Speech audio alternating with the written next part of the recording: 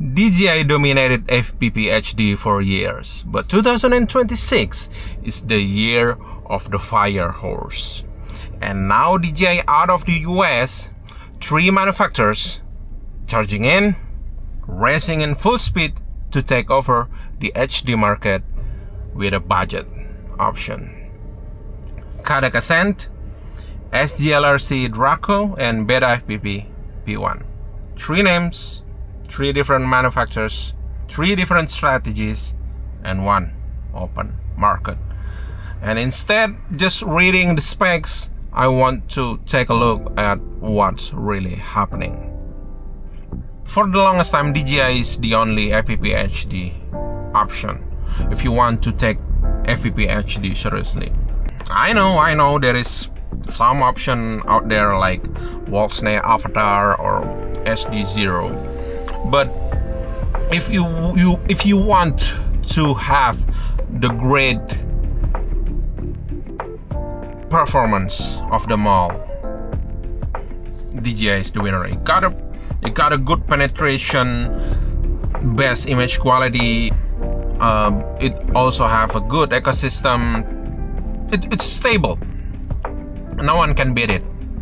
But in 2026, something changed.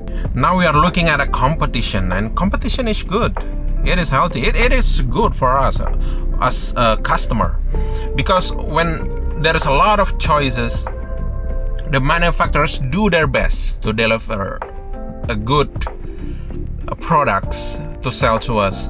Obviously, you don't want to buy a crappy FPV HD if there is a lot of option, right?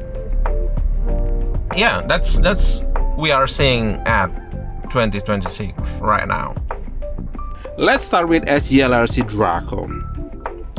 In Latin, Draco means dragon. It also can be associated as power, dominance, and fire. In 2026, the year of the fire hose, this can mean something. And there's also fun cultural that unintentionally happen with this, because this company is coming from China. If you take a look, Draco Malfoy, the one from the Harry Potter, yeah, you're not mishearing this. Draco Malfoy from the Harry Potter. Who's that? Malfoy. Oh dear. Wait till my father hears about this. This is servant stuff.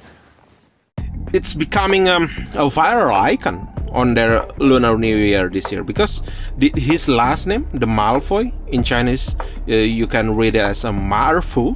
Ma means horse, and Erfu, if I'm not mistaken, please correct me if I'm wrong, it means a fortune. So it's a horse that bring fortune. So, and the year is the fire horse. It's a horse and a fire. Maybe it's, I don't know. What's the odds? I'm not saying they're taking the name of the wizard for their product, but what are the odds? Right. So they're planning to release 2 different cameras: the standard one, the A1, and the A2 for low light capabilities.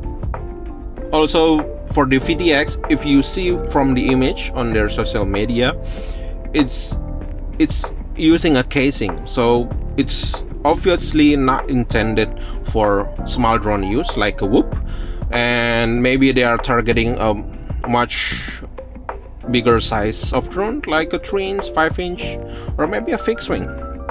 They're also going modular, so instead of releasing a goggle, they're releasing a VRX, so you can just plug it into what goggles you already have, is if it supports a HDMI input, I believe. Now let's look at Caddx Ascent. Ascent means going up, climb up. It means something positive. Maybe they are kind of like coming up from the rubble of the Wolfsnake Avatar, maybe. So they kind of like ascending from that product to a new one. I don't know what are the odds, but they are I think they are the most flexible option right now, because they are releasing goggles, a VRX that you can plug into any other brand that support HDMI input, and also the VTX is not cased like the HGLRC Draco, so it's obviously support a whoop.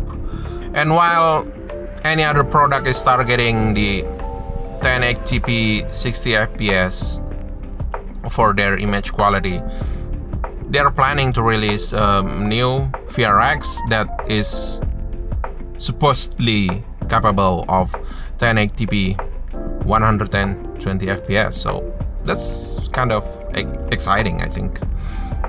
But let's see if it's come true. And the last one would be Betafpv P1. If you are into racing, P1 could means a pole position 1. So they kinda like intended to lead this race in position number 1. So they're kinda like confident with this. And obviously we already know Betafpv is kinda like specialized in whoop section. So they are releasing only a goggles without a VRX, not yet. Also they're releasing the VTX without a casing, just like the Ascent. So they are obviously also targeting for a whoop flyers with much affordable prices. I think they have around same prices.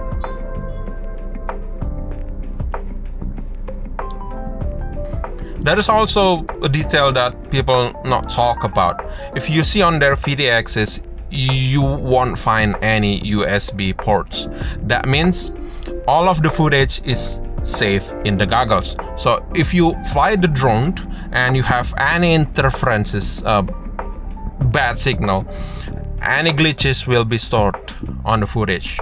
If you have been in this hobby for a while, you know that the DJI Vista, the older Aeronet, but on the old days, using DJI Vista, all of the glitches when you get interferences or bad signal will be stored on the footage, and it will be also happening with this new HD system. But you know, there is also a lot of people out there that doesn't want an expensive FPV HD that you can use for cinematic, but they just want to use it for just regular flying. You know, they can see that lines, they can see the grass, they can see the cables that often make your drone crashes, and the important thing, it is affordable. And there are the dark horses like OpenIPC, Wyvern Link, Runcam Link, and StartRC VD5. They are not mainstream yet, but usually innovation comes from the edges, and that's good for us pilot. In the future, we will have a lot of options for FPV HD systems. This isn't about one brand dominating FPV HD system anymore. So, if you had to choose today, which horse would you pick? Let me know in the comment below. Also, click like and subscribe to support this channel, because this FPV HD races is just getting started. See you on the next one. Bye.